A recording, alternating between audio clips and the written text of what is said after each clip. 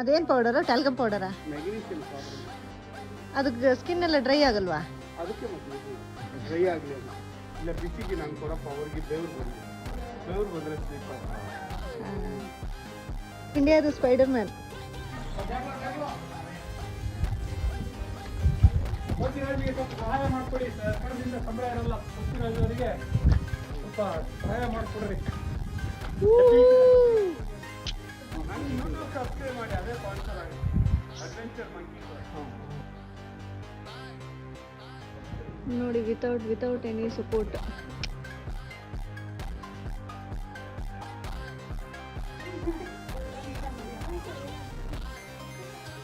Excellent. ಏನು ಸ್ಪೀಡಾಗಿ ಹಿಡಿತಿದ್ದಾರೆ ನೋಡಿ.